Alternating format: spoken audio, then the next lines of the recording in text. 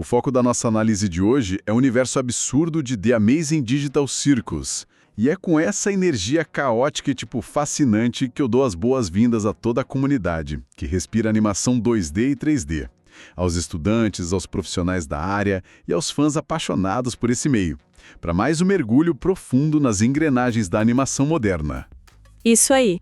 Mas bom, antes de dissecarmos os frames, a iluminação e os roteiros dessa obra, eu deixo aqui aquele lembrete importante para quem acompanha o nosso feed e curte esse espaço, né? Aquele ritual de sempre. Exatamente. Deixar aquele like, inscrever-se no canal e, muito importante, contar pra gente nos comentários de qual cidade todo mundo está acompanhando essa discussão. Porque é isso que realmente fortalece essa rede. Essa troca de ideias, de técnicas de animação e de vivências lá na seção de comentários é vital para manter a nossa comunidade de animadores independentes cada vez mais conectada. Sim, e a participação de quem está aí nas trincheiras da animação, seja estudando rigging, modelagem ou já trabalhando na área, traz uma camada extra de profundidade para o debate. Total. Especialmente quando a gente está falando de produções que, quebra completamente as regras estabelecidas pelo mercado. Eu fico impressionada com o que a comunidade traz de insight. O que nos traz exatamente a missão de hoje. Com base nos materiais, nas entrevistas e nas análises de roteiro que chegaram pra gente, o objetivo é destrinchar esse fenômeno absoluto criado pela Glitch Productions e, claro, pela mente da Gooseworks. Uma mente brilhante, diga-se de passagem. Genial. A gente quer entender o mecanismo exato de como um projeto puramente indie conseguiu quebrar a internet e redefinir o conceito de sucesso na animação atual. A grande pergunta que vai guiar essa nossa conversa é: como uma simples boba da corte e um coelho roxo com traços super claros de sociopatia geraram uma obsessão global baseada inteiramente em trauma existencial. É uma loucura se você colocar no papel. Ok, vou nos desempacotar isso. Começando logo pelos bastidores e pelo panorama de lançamento, porque os dados de produção são absurdos. Para quem não lembra, o piloto da série saiu no YouTube em 13 de outubro de 2023. E de lá para cá, já temos 8 episódios no ar, de uma temporada que vai ter 9 no total. Falta só um episódio para fechar o arco. Exato. Mas a grande ruptura técnica aqui está no cronograma deles. Eles adotam a abordagem de lançar o episódio apenas entre aspas quando estiver pronto. Sim. O pesadelo de qualquer produtor corporativo. Total. E agora, fazendo um pouco o papel de advogado do diabo, como um estúdio independente sobrevive sem previsibilidade? Porque a máquina corporativa exige prazos semanais justamente para garantir o fluxo de caixa, né? Não é um risco financeiro brutal não ter uma data certa de entrega. Olha, parece um suicídio financeiro se a gente olhar estritamente pelas lentes de Hollywood. Mas é aí que a gente precisa entender como o modelo de financiamento independente mudou hoje em dia. A Glitch Productions não tá vendendo espaço publicitário numa grade de TV a cabo que tem que ser preenchida toda terça-feira às 8 da noite. Saquei. Eles não têm esse gargalo. Eles estão vendendo um evento. Ao adotar essa filosofia de lançar quando estiver pronto, eles trocam a consistência medíocre, que a gente vê muito por aí, pela qualidade monumental de cada frame. Nossa, faz muito sentido. E aí, como as contas fecham, né? Através de um engajamento algorítmico massivo e direto com a fanbase, o que, na prática, se converte em vendas astronômicas de produtos licenciados logo após o lançamento de cada episódio. Pode crer. E pensando na pipeline corporativa tradicional, a gente sabe como é. A etapa de storyboard é espremida, a modelagem é super apressada e quando o arquivo finalmente chega na mão da equipe de rigging, que é a galera que constrói o esqueleto de movimento do personagem 3D, já tá tudo atrasado. Sempre sobra pro rigging e pra animação final. Sempre. O animador recebe um modelo que quebra fácil no viewport, mas tem que entregar o plano em 2 dias porque o estúdio exige. Já no modelo deles, se algo dá errado na animação, eles simplesmente pausam, devolvem para o departamento de rigging, consertam a malha com calma e voltam a animar. Não tem uma emissora respirando no pescoço da equipe. Exatamente. E o modelo corporativo com essas pipelines rígidas muitas vezes sacrifica a saúde mental das equipes de animação, sabe? Burnout atrás de burnout. Fica a coesão narrativa também só para bater a meta fiscal do trimestre. Quando a Augustworks e a Glitch optam por segurar o lançamento até que a renderização, os shaders, a iluminação e a decupagem estejam assim perfeitas, eles provam que a arte pode ditar o ritmo do algoritmo e não o contrário. E os resultados falam por si, né? Total. Os milhões de visualizações em questão de dias mostram que o público está farto daquela higienização visual das grandes franquias. Tem uma fome real, palpável, por obras que assumam riscos estéticos severos. O que nos joga direto para o departamento de direção de arte. Porque, cara, o risco que eles assumem na tela é colossal. E devido a essa ausência de executivos engravatados dizendo o que pode ou não ir ao ar, a equipe técnica teve a liberdade para criar um mundo que brinca muito com os nossos instintos. E aqui é onde a coisa fica realmente interessante. A estética é um ponto-chave. O design de The Amazing Digital Circus é um choque estético muito planejado pela equipe de desenvolvimento. Olhando assim num primeiro relance, a gente vê cores primárias vibrantes, formas arredondadas, aquelas texturas plásticas, remete na hora àqueles jogos educativos de CD-ROM. Sim, pura nostalgia enganosa. Exato. Mas é uma grande fachada para temas de niilismo, de desespero e de colapso mental. E eu te pergunto, por que essa estética específica incomoda tanto? Por que não usar, sei lá, sombras profundas, iluminação dramática, que é o padrão da indústria para indicar terror? Porque o terror tradicional permite que a audiência se esconda na escuridão, entende? Ao usar uma iluminação hiper brilhante, quase sem sombras duras e aquelas cores absurdamente saturadas, a direção de arte cria o que a gente chama de espaço liminar. Aquele sentimento estranho de estar num lugar fora do tempo? Isso. É aquele desconforto clássico do Uncanny Valley, o Vale da Estranheza, dos ambientes. A iluminação de um parquinho infantil de plástico não deveria abrigar uma crise existencial irreversível. Definitivamente não. No mundo do design e da psicologia das cores, essa paleta atua anulando completamente o instinto de defesa de quem assiste. O cérebro da pessoa lê as cores quentes e brilhantes como segurança, conforto, mas o roteiro e a animação entregam tortura psicológica. Essa dissonância cognitiva constante é o que gera essa sensação de ansiedade visceral. Caramba, é uma armadilha perfeita. É como...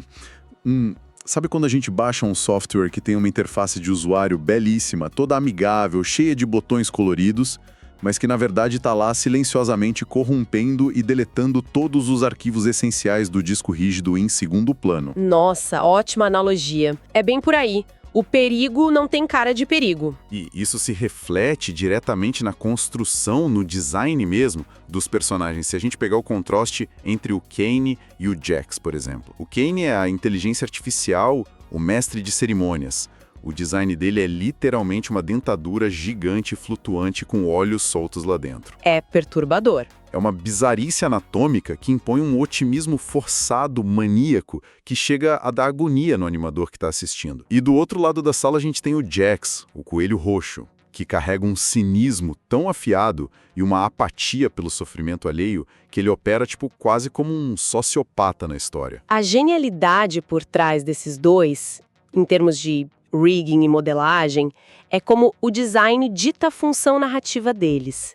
O Kane, por não ter um rosto humano, não tem pele, não tem sobrancelha, ele não consegue demonstrar empatia genuína através de bland shapes faciais. Pode crer, ele não tem como fazer expressões complexas. Exato. O otimismo dele é estrutural. A programação dita que o circo deve ser divertido, não importa o quão quebrados mentalmente estejam os habitantes. Já o Jax, ele representa a adaptação cínica a um ambiente que é hostil. Ele aceitou a absoluta falta de agência sobre a própria vida ali dentro.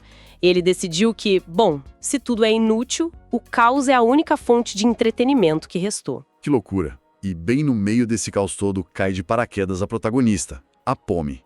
E aqui entra um conceito incrível que a galera de animação nota logo de cara ao analisar os keyframes dela. O que a gente pode chamar de rigging psicológico. Nossa, sim. Os animadores fizeram um trabalho absurdo com ela. Demais. Diferente do Jax, que tem uma animação super fluida, solta, com os ombros sempre relaxados para mostrar que ele não tá nem aí para nada, o esqueleto 3D da Pomni é extremamente tenso, os movimentos dela são erráticos, os olhos têm uns microtremores, a equipe de animação construiu toda a linguagem corporal dela para refletir tipo pânico puro em cada frame. É uma tensão constante na malha dela. E o fato de o avatar dela ser uma boba da corte não é mera coincidência de design, né? De forma alguma. Se a gente olhar historicamente, o bobo da corte era a única figura no castelo inteiro que tinha permissão para falar verdades terríveis pro rei. Mas, claro, desde que fosse empacotado através da comédia. Ah, interessante. A grande tragédia da Pony é que a piada é a própria existência dela ali. Ela percebe a natureza aprisionadora daquele universo em 3D, ela grita a verdade a plenos pulmões, mas o sistema simplesmente transforma o desespero dela num espetáculo visual divertido para os outros. Pesado. O que acaba levantando uma questão essencial sobre o impacto cultural enorme da série. Por que essa angústia profunda, empacotada nessa estética 3D infantil, está ressoando de uma forma tão explosiva com a geração atual? Essa é a grande charada do milhão. Porque, tipo, o conceito de uma mente presa dentro de um jogo não é exatamente novo, né? A gente tem óperas fazendo isso em animes e filmes há décadas.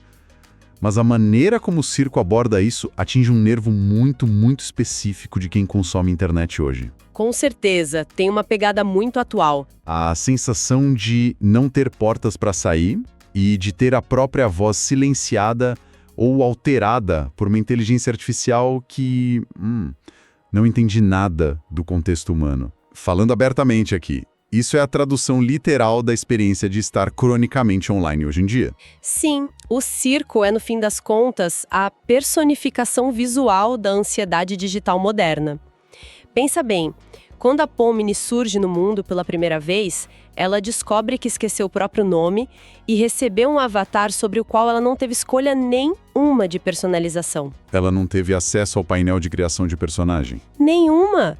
Esse é o sentimento constante de uma geração inteira que passa a maior parte da vida mediada por telas. As pessoas são forçadas a criar personas nas redes sociais, a se moldarem em avatares e formatos exigidos por plataformas e algoritmos. E, eventualmente, elas sentem que perderam completamente a conexão com quem elas realmente são fora daquele ambiente. O confinamento no circo reflete muito bem esse aprisionamento voluntário nas estruturas digitais. É exatamente a sensação de estar gritando num algoritmo que distorce tudo que a pessoa diz. Uma busca super exaustiva por conexão real que a máquina, assim como Kenny faz no desenho, transforma imediatamente em métrica, número e entretenimento mastigado. Vira só mais um dado. Exato. O sofrimento da Pomni não vem de um monstro cheio de dentes tentando devorar a malha dela. Vem da completa futilidade de tentar se expressar num sistema que foi programado para simplesmente ignorar a dor. Nossa, brilhante. E isso nos leva direto para o ápice da tensão técnica do roteiro. Porque para quem escreve animação surge um problema enorme. Como um animador cria perigo real e clímax se os personagens não podem morrer de fome, não sofrem dano físico duradouro e não podem ser assassinados de forma tradicional, já que são avatares digitais? É o desafio narrativo perfeito. É. E a solução genial que o roteiro introduz são os conceitos do vazio e das abstrações. E resolver esse problema da falta de risco físico, sabe, é o maior triunfo de design narrativo da série, na minha opinião. Porque, veja bem, se o corpo digital é essencialmente mortal dentro daquele código, a única coisa que realmente pode ser destruída é a mente do usuário. A equipe construiu uma tensão insuportável ao estabelecer que quando a mente de um personagem finalmente cede sob toda essa pressão desse niilismo, eles sofrem o que eles chamam de abstração. E, a representação visual disso é genial do ponto de vista de quem trabalha com produção 3D. Quando um personagem se abstrai na série, ele não vira um fantasma ou um zumbi com um shader verde como seria no clássico, né? Não, nada disso. Fica muito mais caótico. O arquivo dele literalmente corrompe. A abstração é tipo uma massa caótica de polígonos glitchados, texturas esticadas, malhas rasgadas e olhos desconexos. É o pesadelo de qualquer artista 3D materializado ali na narrativa da tela. Sim, é como abrir um arquivo pesado e o render explodir na sua cara. Exato. E em vez de morrer pacificamente, a alma do personagem entra em colapso total e se torna tipo um vírus dentro do próprio jogo, destruindo o cenário. E o destino fatal dessas aberrações poligonais é o vazio. O que reforça mais uma vez essa inteligência técnica enorme por trás da produção. Na maioria das histórias tradicionais, o inferno ou o lugar de exílio é um espaço escuro, com fogo, enxofre. Em The Amazing Digital Circles, o vazio é literalmente o espaço não renderizado. Sim, é a viewport crua. É o nada absoluto de uma viewport de software 3D, antes da gente adicionar qualquer fonte de luz ou HDRI ao cenário. É só aquela grade infinita cinza e estéril. Aquela grid do Maya ou do Blender. Isso. O medo real dos personagens não é o fim da existência, é o abandono eterno num rascunho esquecido pelo próprio criador. E conseguir manter esse tipo de suspense psicológico denso, sem disparar um único tiro ou derramar uma única gota de sangue poligonal, exige um controle narrativo formidável da equipe. Com certeza. Bom, então, o que tudo isso significa para nós, né, como criadores de animação, estudantes e consumidores de arte visual? Reunindo todos os pontos desse nosso mergulho, fica cristalino que o fenômeno da Glitch Productions ultrapassou muito a bolha de ser apenas uma animação com rigging e shading bem executados. Foi muito além do aspecto técnico. Muito além. The Amazing Digital Circles se tornou, de certa forma, o espelho perfeito das inseguranças coletivas da nossa era hiperconectada. Ao rejeitar as restrições estéticas das megacorporações e confiar cegamente no modelo autoral e indie, a série provou que a comunidade não quer só histórias que façam esquecer do mundo lá fora. A galera quer histórias que deem forma e cor àquelas ansiedades que elas muitas vezes nem conseguem verbalizar. É o caos existencial vestido com a roupagem de uma comédia pastelão de antigamente. E a grande lição que fica para a grande indústria da animação é que subestimar o público é um erro fatal, né? A audiência de hoje compreende perfeitamente a complexidade de um rigging psicológico bem feito, entende o pavor desse vazio não renderizado e sente na pele o desgaste mental que é ser um avatar num sistema irracional. Estão todos muito mais letrados visualmente. Muito mais. E as velhas fórmulas corporativas de segurança não são mais, de forma alguma, a única via para um sucesso colossal na internet. Total. E com base nisso tudo, o microfone fica aberto para nossa comunidade, cara. Para os estudantes de animação, os riggers de plantão, modeladores, texturizadores e entusiastas. Fica aqui o meu convite. Compartilhem nos comentários como essas técnicas de direção de arte, as escolhas dessa paleta liminar e o comportamento dessas malhas corrompidas inspiram os projetos pessoais de vocês. Sim, contem pra gente as referências que vocês usam. E quais outras produções independentes de animação estão quebrando as regras de forma parecida ultimamente? A vivência compartilhada enriquece imensamente o conhecimento de todo mundo que lê essa sessão. E claro, mais uma vez, o engajamento com aquele like maroto e a inscrição no canal é o que garante que a gente continue abrindo a caixa preta das maiores produções de animação da atualidade. E bom, para fechar esse raciocínio com chave de ouro, eu deixo uma última reflexão aqui. É algo que os textos originais e as análises sobre o desenho indicam de forma quase sussurrada, sabe? Mas que paira no ar muito depois de os créditos do episódio subirem. Manda, o que seria? Se esses números absurdos de visualizações comprovam que uma geração inteira de fato se viu refletida nesses avatares exaustos, cujas vozes são moldadas e censuradas por uma inteligência artificial obcecada por engajamento e positividade tóxica, até que ponto a nossa própria realidade atual já não se transformou no nosso circo digital particular? Nossa, essa pegou fundo. É assustador. Pois é. O roteiro não oferece a resposta para isso, claro. Ele apenas deixa o aviso clássico para todo mundo que está assistindo. Tente não abstrair.